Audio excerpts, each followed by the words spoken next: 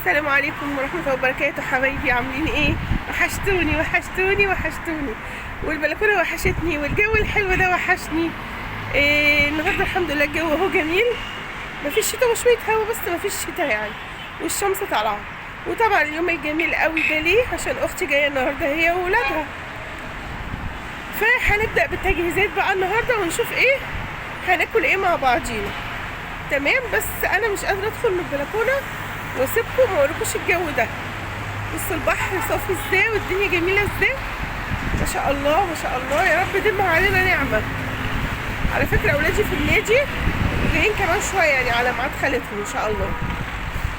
تمام، يلا بينا على المطبخ. قبل ما ادخل المطبخ اللايكات بسرعه ها. وعلى فكره البيت اتروق طبعا وكنس واتظبط واتلمع وكل حاجه زي الفل، فعشان مطولش عليكم الفيديو هنخش نعمل تحضيراتنا على المطبخ على طول. يلا بينا حبايب قلبي، يلا بينا حبايب قلبي. نيجي بقى لأهم جزء، تجهيزات العزومة.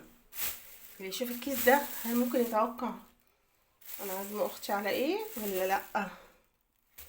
وفاضل بصل اخضر هيجي. احنا دلوقتي اهو بجهز لها كده الحاجة، فلفل وليمون. ها، فلفل وليمون يبقى فيه ايه على طول؟ ها، اللي عارف يقول. فسيخ ورنجة، في ناس بتاكل فسيخ وفي ناس بتاكل رنجة وفي اكلات تانية. امال ايه؟ كل واحد وطلبه. ادي الفسيخ هنا، الراجل يعني يشكر منضفهولي، حطيت لي كل اتنين مع بعض في كيس، ايه في طبق، خليته خلاه.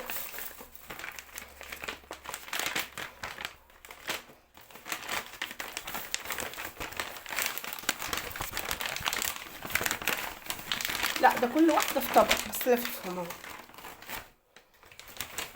كل واحده كده. احلى فسيخ الصراحه. ميرسي يا وليد، ميرسي على الفسيخ بتاعك، قمر فسيخ قمر. والريحه وجمال الريحه انا مش قادره اتكلم. بصل الاخضر جه في السكه على فكره. الطبق ده نفس الحكايه زيه. تمام، رنجه، اختي الرنجه وجمال الرنجه يا اختي. لا بس انا هاكل فسيخ، انا مش من محب الرنجه قوي، انا من عشاق الفسيخ. بصل اخضر بقى وايه وعيشه.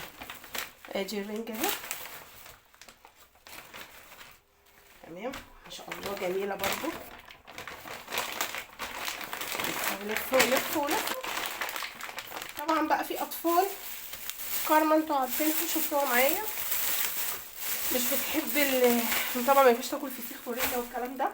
وليتاش بتحب الفسيخ اللي انا بعمله، ما بتحبش فسيخ الشارع، جبته ولا مره ما عجبهاش، فجبت لهم بني. ما هو ريتاج وكارما واحد، وزينه اخت كارما الكبيره برضو ملهاش ولا فسيخ ولا رنجه. ومكرونه الاكله المصريه العاديه، بانيه ومكرونه. تمام. الحلويات جبت الست مدلعه،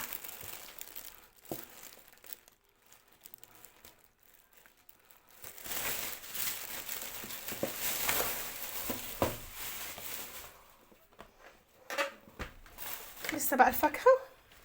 اوبا معلش بقى في حته طارت كده، في حاجات اتشرفطت كده في العلبه، بس في علبه تانية هي مقفوله برضو. تمام، هتبقوا معايا لما السفره تجهز باذن الله. يلا بينا نجهز الحاجه. انا بقى غسلت البانيه ونقعته كويس. تمام، وشطفته، نقعته في ملح وليمون وشطفته. احطه بقى في محلول نقع اللي هو بيخليه بقى ايه، زبده، شويه لبن يعني ما يجيش ربع كوبايه حتى. طبعا نملح، انا ما بحطش فلفل على فكره على البانيه، إيه بصل قصدي.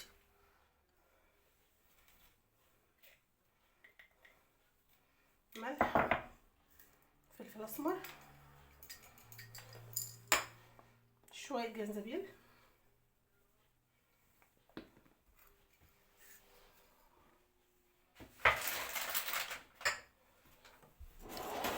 انا هشويه نشوف كده ايه يعني. هنقوش على ساعتين. والمحلول ده ينفع للشوي واللي تتبيله البانيه العاديه اللي هيتقلي يعني، بس هم عايزينه مشوي.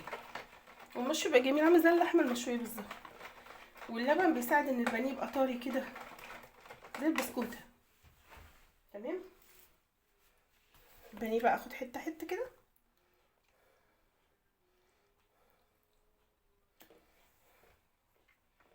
لازم ايه كل حته اعرف ان هي طالعه التتبيله كويس.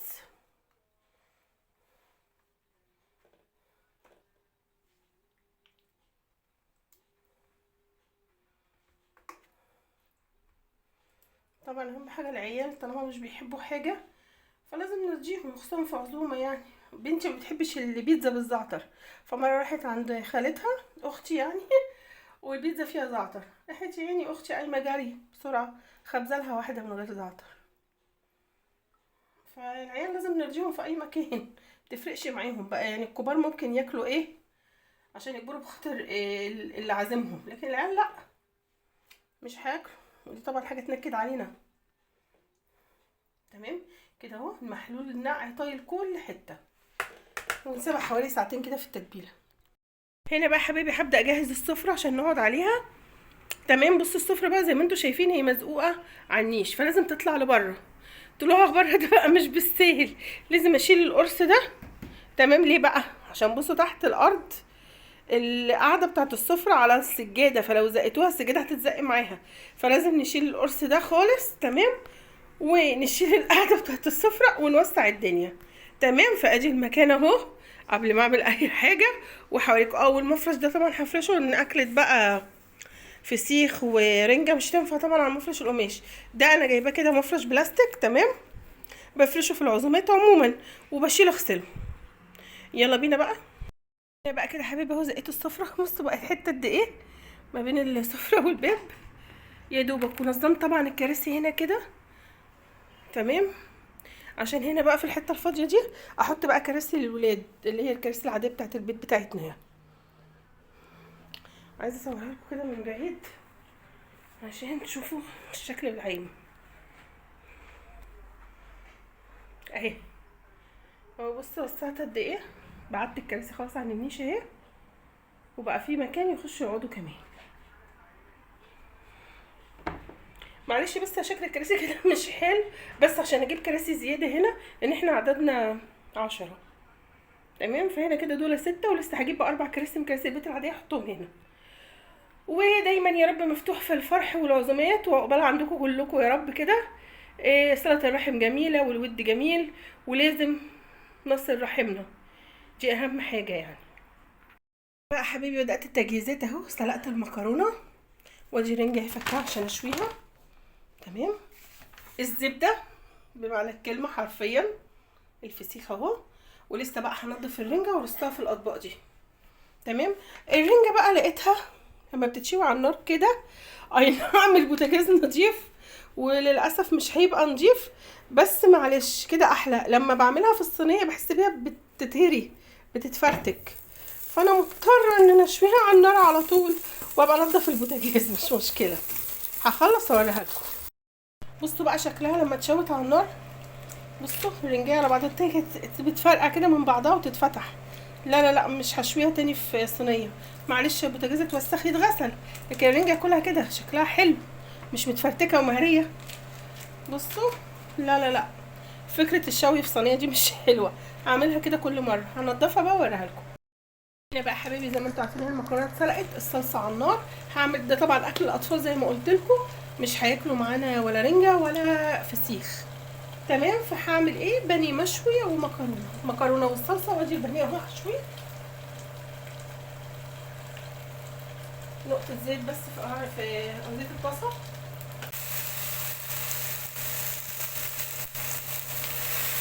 زيه زي معامله اللحمه المشويه يعني.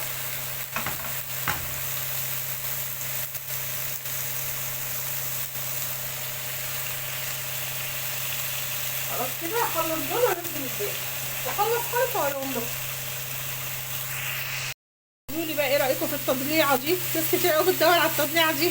بصوا حطي بس ايه دي بعكس اتجاهات الطاسه، وتاخدي احلى تطبيعه. هنا بقى احلى سفره بجد معموله بحبي وبقلبي، عشان كده لازم تطلع حلوه. طبعا ده اكل الاطفال اهي، المكرونه والبانيه المشوي اهو، تمام. فسيخ الرنجه حطيت لها طماطم بس، عشان اللي عايز اي اضافات تانية. وفي الطبق بقى طبق البوكيه جرنيه اللي هناك ده هوريه لكم ارجيكم. اهلا يا اهلا يا اهلا، هتقولي لجمهورك ايه؟ يلا قولي. احستني يلا خشي، اهلا وسهلا. طبعا كارما جايه اهي، اختي حبيبتي اهي، بس بلاش في السوشيال ميديا. وادي القطه كارما، وادي ريتاش طبعا الراعي الرسمي لكارما وقطتها. لا انا لسه جايه. القطه كارما نستوني. القطه ايه؟ سكره. سكره مش عايزه تعملي باي باي للفانز بتوعنا؟ هي اصلا عامله ايه يا كارما؟ تعالي كارما هنا. كارما عامله ايه؟ الحمد لله. تروحي المدرسه ولا لسه اجازه؟ جايه مكشفه دلوقتي. هتروحي بكره؟ لا انت اجازتك بكره، تنزلي الحد. ماشي ماشي ولا مش ماشي؟ ماما عشان عندها حساسيه ما بتشيلش القطط. لا ما اقدرش جنبها هي فعلا عايزة عشان تنزل. تدري. يلا نزليها بقى. عايزة تقعد. جايه بصندوق اهي، حطيها في الصندوق. هتنتشر في الشقه، سيبيها بقى. هتدور لها على مكان تقعد فيه. سكرة عامله شقاوه، عماله بتجري في البيت مش عارفه ليه. ايه يا كارما؟ خلي سكرة دي تقعد عدله. مش بتسمع الكلام ليه سكرة؟ كده عم بصوا الشقاوه، بصوا الشقاوه، بصوا الشقاوه. الحمد لله. هي تقعدي ساكته يا سكرة ولا لا؟ هتقع مني. بالراحه بالراحه يا كارما، ده انت بالراحه. ماسكه ارنب يا حاجه. انا عارفه بتمسكش ليه من ودانها، هي بتحسن يا بنتي، حرام عليكي. سكرة سكرة يا سكرة، في الكنبه. استخبت في تحت الكنبه. كده تحت الكنبه. اه وجبتيها ازاي؟ عندي صاحب عنده لقيتيها فين؟ في الكنبه. تحت الكنبه. تحت الكنبه. وخربشتك؟ لا يا خساره، كنت عايزه تخربشك يا كارما. لا دي كارما حبيبتي، هاتيها رحت فين؟ احنا طول الوقت بندور على كارما وسكرة طول الوقت. بعد الاكله الجامده دي ما نشربش بقى حاجه ساقعه؟ كارما عايزه ايه، بيبسي ولا 7؟ بيبسي. دي يا كراميل اتفضلي. يلا جري يلا على هناك، هات بقى يجوا ياخدوا. يلا الحاجه الساقعه بقى، ولايكات للحاجه الساقعه بقى. ها الساقع. ندخل على الحلو بقى. والله جت صدفه اني احط البرتقال في الطبق البرتقاني والموز الاصفر في الطبق الاصفر، والله جت كده. بس يلا بقى بينا نروح نقدم الحاجه. هنا بقى هنختم بالحلويات وكده فعلا، المره دي ختم بجد. تمام. لايكات بقى للمدلعه والمتشخلعه والمتغندره، بس دي المدلعه. تمام حبايب قلبي، كان يوم جميل طبعا وبوجودكم معايا، ولايكاتكم الجميله وتعليقاتكم الحلوه. ربنا ما يحرمني منكم يا رب. الف سلامه.